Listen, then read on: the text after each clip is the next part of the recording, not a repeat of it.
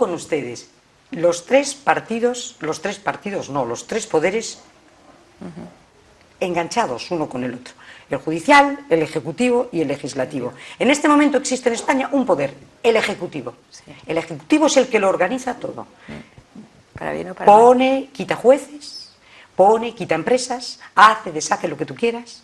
En este momento el poder legislativo, es decir, el Parlamento, está sometido oficialmente a lo que diga el poder ejecutivo. Entonces, ante una democracia que se ha cargado la división de poderes, ¿dónde están los mecanismos de control? Pero todavía peor, Pilar, porque en este momento tenemos la gran desgracia del Partido Popular es tener tal mayoría absoluta. Mira, me vas a permitir una anécdota, y me les voy a contar a ustedes una anécdota. Un amigo mío, hace muchos años, quería ver la playa, ¿no? Y de repente estaba, dale que te pego, quiero ver la playa, quiero ver la playa, quiero ver la playa, y lo llevaron a San Jorge. Y de repente, al llegar a San Jorge, se puso a llorar y se escondió detrás de la falda de su madre. Y su madre le dijo, pero fulanito, ¿no querías ver la playa? Y él le dijo, yo quería la playa, pero no tanta playa. La vio inmensa. Esto es igual. Seguramente el Partido Popular quería poder, pero no tanto poder, porque tanto poder es una inmensa responsabilidad. En este momento lo controlan todo, todos los mecanismos de control, desde el Consejo General del Poder Judicial, pasando por el Defensor del Pueblo, el Tribunal de Cuentas, todas las instituciones del Estado en este momento están controladas por el Partido Popular. Por lo tanto, el Partido Popular llega al poder porque hay un cambio, un vuelco de la sociedad española que lo que está necesitando es un cambio, porque no quiere lo que había, porque se da cuenta que lo que había es que no funcionaba. Y de repente nos encontramos con que todo ese inmenso poder no está haciendo las reformas que tiene. Por ejemplo, la reforma de la administración. ¿Por qué no se hace la reforma de la administración? Toda persona en la calle sabe que no se hace porque esa le afecta directamente a su bolsillo. Y a toda la colección de personas puestas a dedo, todas las primas sin riesgo, que están colocadas en la administración del Estado, Pilar. ¿Eso cómo lo ves? Pues lo que entonces, en realidad, triste. ¿qué tenemos? Eso que yo te decía, ¿es una partitocracia? ¿O es una dictadura de partidos? Porque cuando estaba el Partido Socialista es que pasaba lo mismo. Ese es el problema. Pues el problema es ese, que es que esté quien esté, porque se ha creado un sistema que hay, lo que contábamos antes, hay un partido y gente que trabaja en ese partido y luego la gente que vota a esos partidos. Entonces son dos realidades diferentes. Los partidos se han hecho muy grandes, han colocado a mucha gente con esa deformación de española, que luego la gente tampoco es coherente, porque si te afecta a ti personalmente, que te reducen, te sienta fatal. Entonces, la gente en los trabajos, en la administración, lo hace y lo critica, pero si le tocas en el bolsillo, como puede pasar, o los puestos de trabajo, también es muy duro y se van a oponer. Y son mucha gente, es una estructura muy grande la de los partidos. Que viven y cobran de eso. Que viven y cobran de eso. Su modus operandi es ese. Claro. Entonces es muy triste, hay que reducirlo. Yo no soy partidaria de cosas gordas, soy más partidaria de algo paulatino en este sentido, porque también si me pongo en el lugar de esas personas, pues es cambiar de vida de la noche a la mañana, pero que te den un plazo. O sea, yo creo que los grandes cambios tienen que ser graduales, paulatinos y sabiéndolo la gente. Es decir, de aquí a 5 años se va a hacer esto, esto y esto. El que pueda, que se recoloque, que se lo plantee, que vea qué tal. Esto hay que hacerlo. Pero planteándolo, es decir, no se puede llegar y porque te dé la idea feliz ese día o la semana siguiente o al mes, tomar medidas que afectan o te perjudican, porque si tú fueras ese funcionario, aunque te hayan colocado, te sentaría mal. Sí. Y luego dejar a la gente que funciona. No puede solamente el partido justificar el trabajo, pero las personas, que yo en España somos muy viscerales con las ideologías, es como si no se le borrara el espíritu crítico. Tú puedes ser de una ideología como yo, pero eso no significa que te quiten el espíritu crítico, decir, esto no me parece bien, esto sí. Básicamente estoy de acuerdo con muchas cosas, con lo del nivel, la ley Wert, que está muy criticada por la izquierda porque les afecta, les quita ámbito de influencia. Yo soy partidaria, incluso creo que se ha quedado corta en Cataluña, por ejemplo, sí, y que deberían de apoyarlo más, porque volver a la Edad Media con los idiomas, sinceramente, pues a mí no me parece. Me parece que hay que sumar y que hay que dar eso, futuro, unión. Amar una cosa no significa que tengas que odiar otra, y tú puedes querer mucho Galicia, no significa que tengas que excluirte de España. La unión hace la fuerza. Entonces, todo ese tipo de cosas yo creo que hay que hacerlas con cabeza pensando, que ya a lo mejor tenían que haberse planteado antes.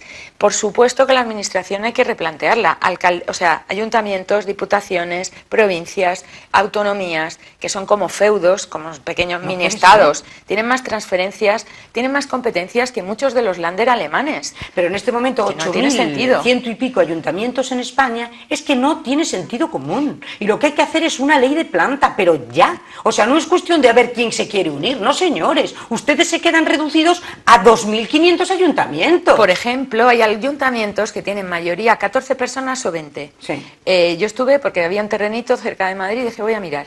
Y había 18 personas, la mayor, las de 80 para arriba, las que había. El alcalde era el hijo de una señora que vivía allí. No vivía en ese pueblito, por supuesto. Era alcalde de un solo pueblo, iba una vez a la semana. Claro. Y había una secretaria que no sé si habría un día también a la semana. Pues digo, pero esto es un disparate, por lo menos que sea alcalde de 5, porque hay 5 pegados al lado. Pero lo mismo que Ferrol. Pero o sea, en este momento Ferrol debía de ser un único ayuntamiento que se llamara Ferrolterra. Sí. O sea, toda la ría debía de ser un único ayuntamiento. Sí. O sea, Ferrol, Narón, Fene, Neda y San Saturnino, si me apuras, y por supuesto Valdoviño. Pues mira, o sea, lo que esto es un disparate, siempre un único ayuntamiento. Pero siempre un término medio, dependiendo también del nivel de dificultades, del nivel de empresas, de una serie de funciones. A lo mejor no es la solución válida solo por el tamaño, sino por la complejidad, a lo mejor, de pues no es lo mismo tener un puerto que no tenerlo, aunque tengas una ciudad, ser una ciudad administrativa que ser una ciudad agrícola. Yo lo que digo es estudiar las cosas para buscar la mejor solución, pero siempre pensando que a lo mejor, en este caso no lo sé, pero a lo mejor con Narón y Ferrol llegaba o no, ¿entiendes? O sea, que no es solo el tamaño, sino ver qué es lo que puede abarcar una persona, qué técnicos necesitas, qué preparación necesita un alcalde de Ferrol para el futuro que vas a tener, y a esa persona la propones de candidato. Bueno, pero tú sabes porque que nadie sabe de todo. En este momento a ti te piden prácticamente unos estudios y un conocimiento. Ojalá lo tuvieran todos. Para ser recogedor de basuras de Urbaser. Ya. No cogen a cualquiera. Ya. Están analizando currículums. Tú vas en este momento a cualquier superficie, gran superficie, cualquier empleo, cualquier cosa, están haciendo una selección, excepto en los políticos. Los políticos, tú dices, es que ¿qué tiene que tener el alcalde de Ferrol? Por lo menos sentido común. Sentido común. Y desde luego aquí lo que sí sabemos y preparación, es que te lo garantiza. Volvemos a los partidos, Pilar. Sí. ¿Quién medra en el partido? Tú dices, nunca el crítico fuera, se tiene que marchar. ¿Quién medra? El obediente. Ahora, te voy a decir ahora. Yo valoro muchísimo a toda la gente política de cualquier ideología, a casi todos, y no voy a nombrar, a casi todos los que hicieron la transición, porque eran gente de una ideología o de otra, con una preparación, con una capacidad, con una generosidad enorme. Estaban pensando en los demás, todos tenían su vida resuelta, que ese es el tema, tenían sus trabajos, y colaboraron en un hecho histórico, porque eso va a quedar en la historia de España para siempre. Entonces, ¿por qué eso se ha desvirtuado? Por el personalismo, por soberbia, por querer ser más que el otro, por estar comparándose permanentemente las comunidades autónomas unas con otras, pues yo más, pues yo más, pues yo más. Digo, ¿pero esto qué es? Pero es que despropósito. En este momento no hay nadie que quiera ponerle el cascabel al gato.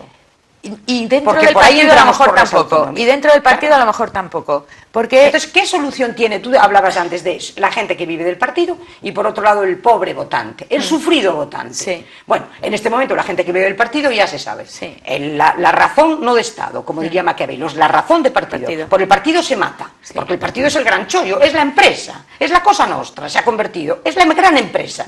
Luego, ¿cómo me voy a cargar yo mi manera de vivir? Ni de broma, por esto mato. Sin embargo, el votante me dice, oiga, usted tenía un programa, usted me ha prometido esto. Usted en este momento no está cumpliendo el programa. Yo, votante, es que aparte de ponérseme cara de idiota permanentemente, es que, ¿qué voy a hacer? No volverle a votar, ni a usted ni a nadie.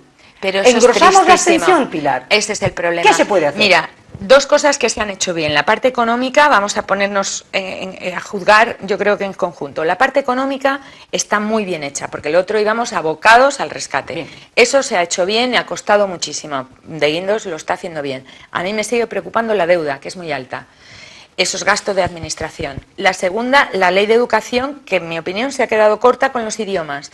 Yo tengo sangre de todas partes de España y esa identificación de la lengua y el pensamiento, que no se sabe en filosofía si es verdad, me parece una tontería. O sea, no puede saber 3 idiomas. Los ingleses compiten científicamente porque no tienen que dedicar 5 años a estudiar otro idioma. ¿Pero qué vas a dedicar? Si hoy el inglés es fundamental para cualquier trabajo medianamente importante, francés, incluso chino, no sé, y además el gallego, que bueno, es parecido porque son lenguas que todas, son romances todas, proceden del latín y son parecidas, pero empeñarse en trabajos como en la alta tecnología, como en filosofía, que algún profesor lo decía, digo, pero mira, si yo me cuesta entender Hegel en español, ya no voy a hablar de castellano porque estoy muy enfadada. Entonces digo, si me cuesta trabajo hablar en español, entenderlo en español, encima en gallego, digo, y ese dinero para traducir todas esas obras, ¿me las voy a perder? Si la gente solo sabe lo suyo, que yo he estado en Inglaterra con catalanes, encantadores, y yo les pedí, le dije, por favor, aquí no me habléis catalán, que con el inglés ya tengo bastante follón. Me dijeron, bueno, Pilar, pues entonces vale. Nos lo pasamos genial, hicimos una piña, y yo... cambiamos información. Ellos me enseñaban la parte de tecnología, digo, a ver, ¿esto cómo se pone? En internet, Hotmail y todo eso, cuando empezaba, digo, a ver, ¿y esto cómo lo hago? Tal. Y ellos me traían las cartas de presentación a los trabajos que tenían que redactar en español porque no sabían hacerlo. Y a mí que no me digan los catalanes de entonces. Y yo les decía, mira, aquí falta ortografía, esta expresión no se usa, te falta esta palabra, se las corregía. Entonces, era una relación bonita y le digo, pero ¿por qué os empeñáis en cerraros puertas en vez de abrirlas? ¿Qué tiene que ver querer un lugar donde tú no te puedes identificar con toda Galicia? Como mucho te identificas donde tú naces y tu entorno más inmediato. Y con unas características que te parecen bonitas, la forma de comer, el clima... Pero excluir lo demás y odiar lo demás es de mentes enfermas. Y lo peor es que están utilizando a toda esa gente joven para conseguir estar en el poder. Están manipulando y generando odio. Yo de la gente que manipula y genera odio no les perdono absolutamente nada. ¿Por qué? Porque están usando a los demás en la parte más negativa en su propio beneficio. Y eso es lo que hacen los partidos nacionalistas en España, porque si no generan ese odio y ese victimismo, no consiguen esas cuotas de votos. Entonces están generando gente en plan víctima. Pero esos partidos nacionalistas que están generando lo que están generando y haciendo sus propios intereses, cuentan con la complicidad absoluta de los 2 grandes partidos que han gobernado España, sí. el PSOE y el Partido Popular. Porque de la misma manera, como muestra un botón, ya no vamos a hablar de todas las grandes concesiones que se les dio, el último, el pacto del Majestic, nuestro querido José María Aznar, que ahí fue el no va más de todas las concesiones habidas y por haber, a Jordi Pujol, porque ahí se cargó el ejército, etcétera, etcétera, etcétera. Se transfirieron puertos, se transfirieron las grandes transferencias, las hizo Aznar con Jordi Pujol, porque le venía muy bien para que apoyara para que le apoyara. Sí. Pero es que lo mismo ha pasado con Zapatero. O sea, Zapatero, fíjate tú, que ha llegado al disparate de provocar casi el próximo referéndum para ver si si Cataluña quiere o no quiere. O sea, estamos todos locos. Es tremendo. Pero es que en la época de Zapatero, traducción trilingüe en el Senado, ¿no? O sea, porque estamos perdiendo el tiempo. O sea, que resulta que todos tenemos que hablar en español para entendernos y ahora resulta que hay traductores que cuestan un dineral. Pero es que llega el amigo Mariano Rajoy y se queda lo mismo. Hay que ser muy valientes porque la gente... ¿Cómo valientes? Pero hay que tener un mínimo de decencia.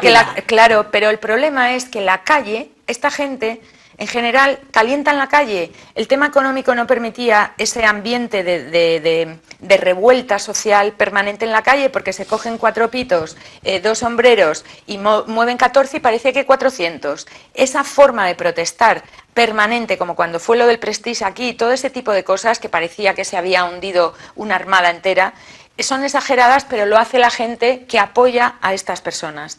Y ese es el problema, que la gente de derechas no se va a poner, o liberales, no se van a poner a esa altura de la calle de protesta, primero, porque, así de claro lo digo, porque tienen una vida más de trabajo, menos politizada, aunque la gente no se lo cree, pero es que son mucho más abiertos y liberales mentalmente, entienden más cosas.